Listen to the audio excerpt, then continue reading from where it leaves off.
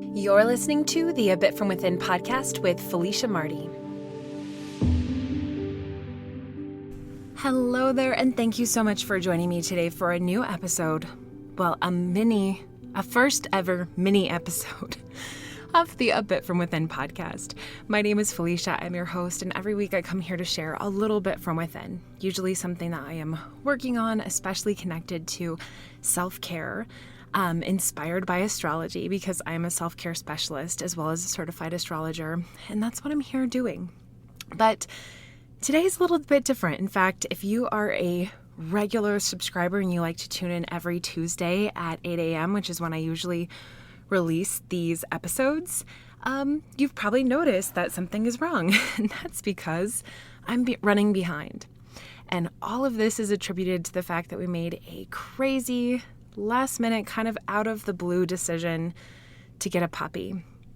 And so I thought I would come here this week to share a couple of things with you. One, it's okay to do things differently. It's okay to roll with the flow. It's okay to not be perfect. These are the mantras I'm telling myself as I am a little bit late on something I do religiously every single week. But I will share with you the whole story of how our puppy came into our lives, give you just a little bit of that and some of the lessons that I am learning right now that are directly connected to having a new dog in my life. But first, I do want to say thank you for your patience this week while this is a little bit of a shorter, a little mini episode.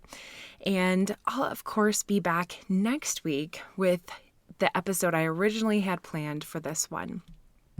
And I also wanted to share with you a slight adjustment. I have decided that, especially to make room for this 9 to 5 coming my way very soon, that I'm now going to be releasing an early edition of the podcast on Monday through the Patreon, and then it'll drop everywhere else on Tuesdays. So if you're a Patreon member listening to this, expect a slight change.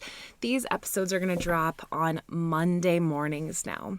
So if you are not a Patreon subscriber and you've been thinking about joining for $3 a month to support the work that I do, to get our lunar guides each month and to get early access to these ad-free episodes of the podcast, I would love to invite you to check it out. And of course, if you have any questions at all, please know you can easily get a hold of me. I am totally here for you. This is an amazing community, one that I'm obviously very, very connected to. So I'm here to answer any and all questions. Okay, that said, let's dive into this story of how we got a puppy right now and all things going on in puppy world. Like I said, the timing of this exact decision was very spontaneous. However, wanting a new puppy is something that Dave and I have gone back and forth on for probably about 1.5 years now. We always wanted to get a brother for Brad, our current dog. He's a 3.5-year-old Labradoodle, and we've always wanted to get another dog for him, but me being the very kind of cautious and thoughtful and always wanting to do the right thing kind of person, I had a lot of reservations about getting a second dog, just not heart things, but more like logistical things. And, obviously, we've got a lot going on in our life right now. In fact, that's, I think, the biggest thing that's come up for me with even telling people and sharing the news that we got a new puppy is I've been feeling like really scared of judgment from other people. Like, is she crazy? Is she making the right decision? Or people just flat out being like, she didn't make the right decision. And I'm glad for this opportunity to face that, because I feel like I have a lot of this fear that lies inside my own internal dialogue that I don't often recognize. And so this is a moment to recognize it, and for me to really have to step out kind of into the spotlight a little bit and really have to own that I cannot care what other people think about this decision. Even as I say it, I'm still getting there. I feel it on a head level, and I'm waiting, maybe even on a little bit on a heart level, but I'm really waiting for that to really sink into my whole body. So that's something I'm working on right now. And the reason I say that is just because the logistics are hard. trying to walk two dogs on a leash, especially a tiny little puppy and a big dog who, if you haven't seen a picture of Brad, I'll just kind of paint the picture for you. He is a Labradoodle that looks nothing like a Labradoodle. He is chocolate brown. He's got a poodle nose. He's got lab eyes, and then he has like straight lab hair, but the body of a poodle. So he has legs that are like miles long. He's only 55 pounds, but he's super, super tall. Like he comes up to my hip. And he's just so funny. He's got this white beard, but the rest of him is all chocolate brown. And he looks like this little old man. And people always tell me how just funny he like looks in a good way. He looks like a little old man trapped in a dog's body. But so I have this huge dog, and Brad is an amazing dog. But since the moment we got him, Brad is skittish. He's scared of everything. He's very anxious. He has a lot of that poodle anxiety. And so he's like suspicious of everything and always trying to figure out what's going on. And he's just Brad. And so I was nervous about that. How is it going to go connecting these two dogs? I have, from my history, a lot of like post-traumatic stress and around dog interactions. I've been around quite a few dog fights. So I was carrying some stress around that. Of course, like I said, the logistics of just trying to walk them at the same time of, we live in a townhome, so there's always having to take them out in order to potty train. None of these are deal breakers, right? They were just things that I was trying to figure out. And then, of course, there's the logistic of where we're at in our lives. I'm trying to move into a new career. Dave's going through some career changes. We're thinking maybe, are we going to be in Colorado forever? These kind of things are up in the air right now. And so I had been saying, let's hold off. Let's figure out where we're going to land, where our next home is going to be, and then we can get a second dog. But Saturday morning, we woke up. We were going to have a date day after a really long week last week. And I was on Facebook and I saw a post, and actually this is a post from one of our Patreon members, somebody that I know very well from the yoga community. And she had posted that her friends had this litter of golden retriever puppies that were available to adopt. And I showed Dave a picture, and I'm like, oh my God, look at these. Because we really wanted like a red golden retriever. That's kind of, the next dream dog. And they're these beautiful golden puppies. And so I showed him, and I was like, no, right? Like, we're not, like, it's a great idea. Terrible timing. The snow's not melting. It's been so cold. This is a crazy time to get a puppy. And he was just like, I think that it's the right thing to do. He's like, you're able to potty train right now. Yeah, we have a lot going on, but you know what? There's never going to be a great time. And I was like, oh gosh, there was something kind of stirring inside of my belly that was like, this is the one. So we went and visited the puppies, and right away, it was a done deal. So we walked away for about an hour and had a couple errands to run. And of course, couldn't even get 10 minutes away from the puppies before we were like, okay, let's do this as fast as possible. Let's just get back to our dog. So we ended up with the blue collared dog. They had all had a different collar. And he was the first one that we had seen a little video of from the people who had him. And he was the first one that Dave held. And I mean, it's always hard when you're around a lot of puppies trying to figure out who's the right one. But there was just something about him. So we got the blue collared puppy and we brought him home, and oh my gosh, you guys, it's been a whirlwind because, like I said, I hadn't planned on this. And this is something that, Dave and I had to go back and forth on a ton in the car on the way over there, because I like to plan everything. I'm a Virgo rising. I have a Taurus moon. Like, I've got a lot of earth energy. I am a planner.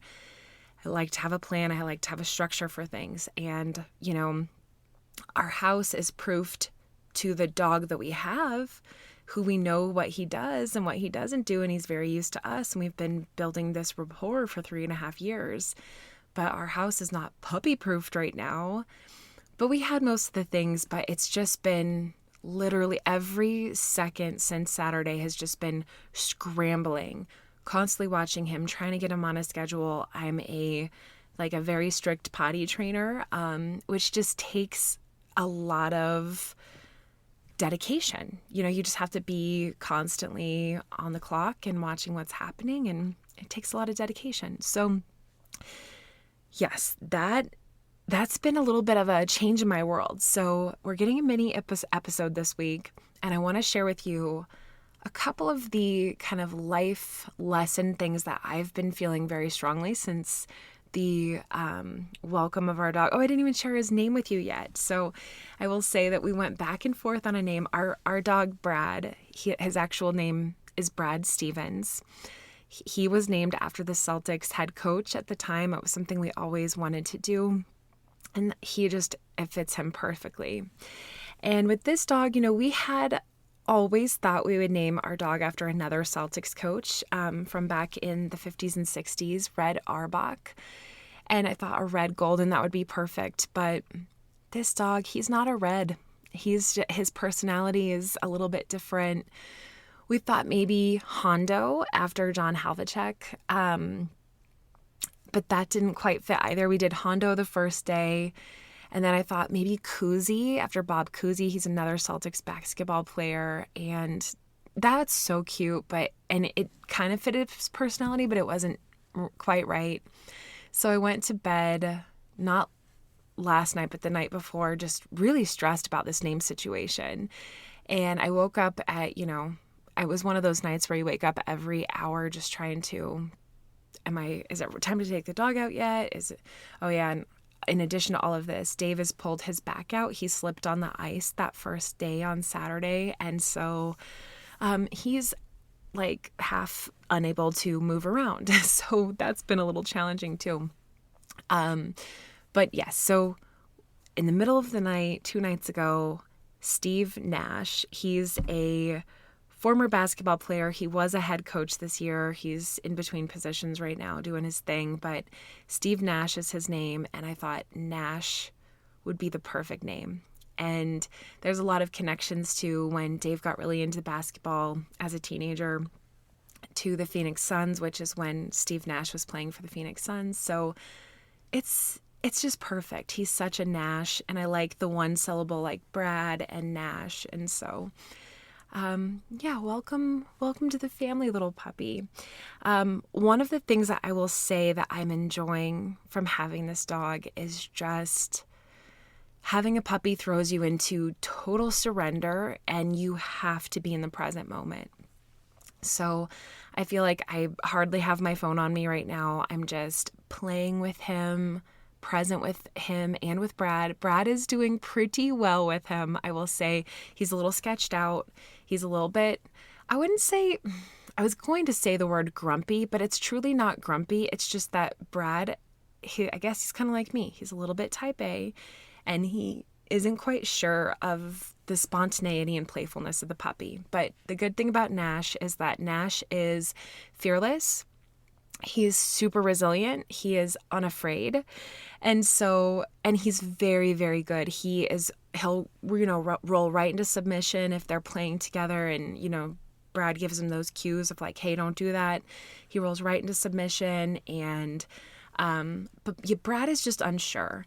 Brad is figuring it out. At first, the first 24 hours, Brad couldn't stop staring at him, like monitoring every little movement. And since then, they've had several like really good play sessions, tugging on toys together. I got a couple pictures of them like near each other, like just hanging out, relaxing on the floor. They haven't done any cuddling yet, but I'm sure it'll take some time. My heart will just explode if and when that ever happens. I'm sure that it will. It takes time. Which I guess that leads me to my next thing that I think everyone can remember right now is just remembering that things take time. And time goes by quickly, right? I mean, obviously it's easy to see with a puppy, but I just remember those early days with Brad, because we also got Brad at 8 weeks old. And oh, the early days go by so fast. Like this, if I could just freeze this moment and be in this moment, even with, the loud barking and the accidents and figuring out all of the little things about each other, like it's such a beautiful gift. And this time is very short. This period is very temporary. And so that's just one of the mantras I've been coming back to is like, it takes time. It takes time to potty train. It takes time to get to know each other. It's going to take him a while to get to know us, as well as us to get to know him, the dogs to get to know each other. It's just going to take time. And that's a good thing. There's no problem with that. And then finally, this has just been a really great reminder of a lack of control and how important it is to sometimes just let go of the things that you feel you need to control and really get back down to the basics of like what matters. For example, like my house is a mess right now. Things are all over the place because I can't get anything done. And so there's just little half projects all over the place. Like I'm pretty sure there's a load of dish towels in my washing machine from last night when I put them in that I forgot to switch over, things like that. And that's okay. So for me, it's more of stuff around the house that I feel a lack of control over. I also feel a lack of control over the fact of like, if I take him outside and we go to the bathroom and we come back in and we have an accident right away, I can't control that. I can only just move through the motions, take him back outside and just keep getting it back on track. But I will say he's already doing really, really well. All his last poops have been outside. This morning at 5 a.m., I always get up in the early morning to take him outside with puppies, and he went right out, peed right away, came back in, went right back to sleep. So we are having so many wins. And I guess that's a great final point here is that count the wins. Prioritize the wins over anything that feels like a lesson or a loss or things that are going wrong. It's like those things don't matter. Those are all stepping stones for the wins that you're having, the things that are going right, the things that are reminding you of like the progress that you're making. And that's what I'm focusing on. And not just the little logistical things that I'm referencing, but also just me being able to watch him and starting to read his body language better, and the snuggles on the couch and things like that. Just being in those moments, building that rapport, those are really huge wins. And that's why we've wanted to get another dog despite the bad timing with the weather outside and it being so cold and all of those things. Those things don't matter because we have more love in our lives. And it's a great opportunity for Dave and I to work together and be a team and do this together. So counting my blessings right now. Thank you so much for letting me share this little mini episode. Like I said, I promise that I will be back next week with a full episode. And what the topic of that one is going to be is that your words matter. So if you want to do a little homework before next week, you can think about the words, or just start to notice the words that you often use. And with that, I will let you go, and I'll see you again next week.